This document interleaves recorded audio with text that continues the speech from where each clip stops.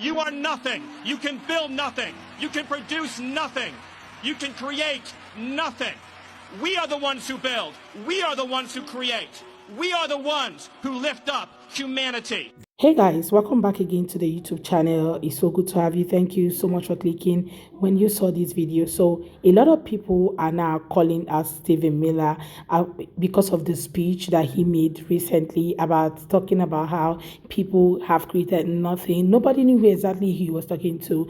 They have created nothing. They have done nothing. They own nothing. But, America has created a lot. America has been, on the forefront of innovation and all of that. Well, a lot of people are calling him out for his speech as a leader and some of the things he has said in recent time. Okay, well, I'm just going to let this video roll, then I'll come back with the commentary. Let me know what you all think in the comment section, and credit to all creators on this video. Let's go watch. You are nothing. You can build nothing. You can produce nothing. You can create nothing. We are the ones who build. We are the ones who create. We are the ones who lift up humanity. This is supremacy at its finest, and it's ridiculous. Straight out of the 1940s and 1950s Third Reich in Germany. Stephen Miller, it's you that haven't created shit. You and all your MAGA racist friends have not built anything in this goddamn country. Everything that you see around you, all the buildings, all the houses, or the roads, or the corporations, everything was built by people of color, minorities, immigrants, and slaves. The White House that took 8 years from start to finish, and Barack Obama, a black man, sat on it, was built by his fucking ancestors, by slaves. The U.S. Capitol that took over 30 years to build was built by slaves. Over 385 registered historic payments made to the owners of slaves. The Smithsonian Institute, Wall Street, fucking Harvard Law, which was founded by Isaac Royal Jr., an owner of slaves. All of it, slave labor, slave money, slave product. The University of Georgetown, that was created by Jesuit priests from the sale of 272 slaves in the United States. The oldest public university in the United States, UNC, University of North Carolina, Chapel Hill, built by slaves. The 19-foot bronze statue on top of the Capitol was built by Philip Reeve, a slave. The Transcontinental Railway, which covers the majority of the tracks built in the United States, were touched and built by the Chinese. And when they didn't do it, guess who was? The Mexican track arrows brought from Mexico. Finished the build. You people have built nothing. For the past 700 years, everything that you possess, all the wealth, all the buildings, every single piece of infrastructure in the United States has been built by immigrants, black people, and people of color. This was not a funeral or a memorial. This, do you know what it was? A white supremacy celebration of your bullshit and your lies to embolden racist people to keep supporting you and keep following you. And you're using that racist bastard as your martyr. And we are all up to your tricks. We all can see it. My fucking God, bro. Que tengan buen día. Okay, this one is actually freaky, so stick until the end. We start with this guy. Remember him? This is Richard Spencer. He briefly became the most famous neo-Nazi in America after Trump's first election with this speech. Hail Trump! Hail our people! Hail victory! This is when neo-Nazis were starting to rebrand as alt-right, but as you can see, they were still super mask off. If you don't know, Hail Victory is English for Sieg Heil. Anyway, listen closely to this part of the speech. To be white is to be a striver, a crusader, an explorer, and a conqueror. We build, we produce, we go upward. And that is a regular neo-Nazi talking point that you hear often these days, that white people build, create, invent things, that they're the source of civilization or whatever. Keep that in the back of your mind, but enough of Richard Spencer for now. Because this rotten, hard-boiled egg is Stephen Miller. He's one of the only high-level White House staffers that stayed with Trump after his first term. And he's Trump's main immigration advisor, the architect of Trump's immigration policy. And even though he comes from a Jewish family, his own family members say that guy totally would have been an SS officer back in the day. Anyway, this is a section of his speech at the Charlie Kirk Memorial. Our lineage and our legacy hails back to Athens, to Rome, to Philadelphia, to Monticello. Our ancestors built the cities. They produced the art and architecture. They built the industry. Erica stands on the shoulders of thousands of years of warriors, of women who raised up families, raised up city, raised up industry, raised up civilization, who pulled us out of the caves and the darkness into the light. The light will defeat the dark. We will prevail over the forces of wickedness and evil. They cannot imagine what they have awakened. They cannot conceive of the army that they have arisen in all of us. Because we stand for what is good, what is virtuous, what is noble. And to those trying to incite violence against us, those trying to foment hatred against us, what do you have? You have nothing. You are nothing. You are wickedness, you are jealousy, you are envy, you are hatred. You are nothing. You can build nothing. You can produce nothing. You can create nothing. We are the ones who build. We are the ones who create. We are the ones who lift up humanity.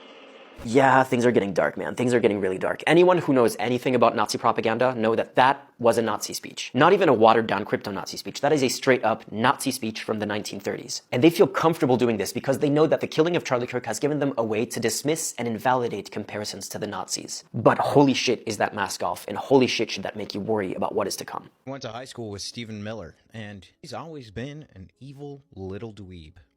Our biology teacher refused to give Stephen permission to handle the animals because she said that he was not fit to interact with living things. So she gave him a Tamagotchi for our animal unit, and he literally just sat in the corner all semester and starved it. One time in English class when we were reading Fahrenheit 451, Stephen began to weep. When the teacher asked why he was moved to tears, Stephen said that the book burning was so beautiful and that he couldn't hold back. He was also just overall a strange guy. Like, he would take those baby carrots, and instead of like eating them normally at lunch, he would suck on them slowly. And he would eat them all day for like hours. The whole school kind of united around how much we disliked Stephen. Like, he tried to invade the Dungeons and Dragons club and take over their game, but they said they didn't want a totalitarian dungeon master. So the football players came to physically escort him out of the Dungeons and Dragons game. A lot of Americans are actually not really in good terms with Stephen Miller. I went searching for some of the videos about this guy, and trust me, people are not just calling him out. A lot of people are calling out his wife as well, talking about how him and his wife are birds of a feather, right? Some people said, there's a lady who was talking about how the wife has always seek power, and her high school mates have also come out to really say a lot. In that lady's video, she actually showed some of the comments from some of the people who went to school with her and all of that. And now this guy being in charge of immigration and all the deportation, and just giving all the advice, according to a lot of people, that he is the ear on the cabinet of the current administration. So a lot of people are now freaking out so bad. And someone came online and said he is just so curious to know the reason why a lot of people are scared of this guy. Like, he can never be scared of somebody he know that is way younger than him, can't do anything to him, but just have the power because of his access to power in the White House, right? Married to Stephen Miller, so you are the envy of all women. What is that like? The sexual matador, right? What is it like being married to such a sexual matador? Lady, you're telling me you're married to this? Pee Wee German himself? Lady, he looks like if a night terror got security clearance. He looks like the spawn of Nosferatu and the jar of expired mayonnaise. This guy has built his entire personality on being allergic to immigrants, which is pretty crazy because his hairline immigrated years ago. Like, his scalp looks like it's filed for asylum in the back of his neck.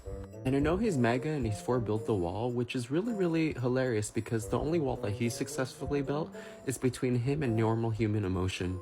He looks like the Temu version of Voldemort. And speaking of Harry Potter, this guy could probably be the real life version of a Dementor. And I can imagine that his Horcrux would be like a teddy bear that he found at the border from a child that he deported. Like, that guy has all the warmth of a Motel 6 ice machine and the sex appeal of a tax audit.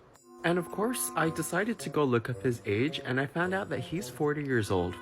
For reference, I'm 38. And I was generally thinking oh, who does this guy remind me of? And then this popped into my head. For anyone that's a fan of the It movie franchise, here you go.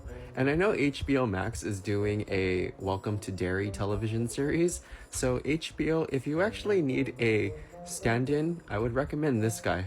You ever wonder what happens when a high school troll grows up and gets access to federal power? You get Stephen Miller. And this man didn't just whisper in Trump's ear, he wrote the whole damn playbook. Stephen Miller isn't just some advisor. He's the author behind Trump's most cruel, racist, and authoritarian politics. And he did it quietly, in a suit, all while pretending that it was about national security. You remember the Muslim ban? That was Miller. Family separation at the border? That was Miller. Trying to strip citizenship from immigrants legally living here? Yep, Miller. He's the reason zero tolerance became a government slogan. The man crafted policy like it was fan fiction for fascists. And you want to talk about connections? Stephen Miller was mentored by Richard Spencer, the actual white nationalist who coined the term alt-right. They went to Duke together, and Miller invited him to campus. I'll let that sink in. The dude writing U.S. immigration policy was once boosted by a literal neo-Nazi. And don't think he disappeared when Trump left the first time. He started a legal group called America First Legal, designed to sue the government every single time it tried to be decent. Trying to stop DEI programs? That's Miller. Attacking asylum protections? That's Miller. Lawsuits to block civil rights policies under the radar? Also Miller. And the scariest part is that he's not a loudmouth. He's a strategist. He's not tweeting insults. He's writing executive orders. He learned that power isn't about being liked. It's about embedding your ideology so deep within the system that even after you're gone, your fingerprints stay on the walls. Stephen Miller doesn't just advise Trump. He built a machine, one fueled by fear, whiteness, and legal loopholes. And it's still running. It's just a little quieter now. So we all know the bigotry has definitely resurfaced. We can see that in the court dockets, the school bans, and the borders. Stephen Miller never left. He just sharpened his horns and put on a nicer tie. So the internet wasted no time dissecting Miller's words. Some users mocked him with sarcasm, yes, because of the wheels, mathematics, language, and architecture all originated in America, right? Others pointed out specific innovations and inventions from outside the US, from, paper and gunpowder in China to electricity research in Europe to algebra from the Middle East and vaccines pioneered in Britain. Even Americans, the very people Miller claimed to defend, react with discomfort. Many argued that true patriotism doesn't require erasing the contribution of others, but rather recognizing America's place within a much larger human story. Others noted that much of what America has achieved was made possible by immigrants, international collaboration, or building upon foundation laid elsewhere. The overwhelming response highlighted something important. Miller's attempt at patriotic rhetoric collided with the collective memory of a global audience that knows history is far more complex. The controversy also sheds light on a key issue in American politics: where does patriotism end and arrogance begin? He's not loud, Patriotism in its high, healthiest form is pride in one's country, love of its people, and commitment to its values. It can be inclusive or forward-looking, but Miller's remark fall into a different category. What many see as nationalistic arrogance, a belief that America stands above all others in such an absolute way that it diminishes or erases the contribution of the rest of the world. This type of rhetoric has been used before in politics. It appears to audiences who want to hear that their country is the greatest, but in an era of globalization, instant fact-checking, and shared knowledge, such claims often sound out of touch and historically swallowed. One of the strongest arguments against Miller's statement is the reality of how America has achieved its success. It's true that the United States has contributed massively to technology, medicine, culture, and politics, from the light bulb to the internet, from jazz music to Hollywood. American influence is undeniable, but the backlash also reveals something about the mood of today's America. Increasingly, citizens are skeptical of blanket statements that oversimplify history.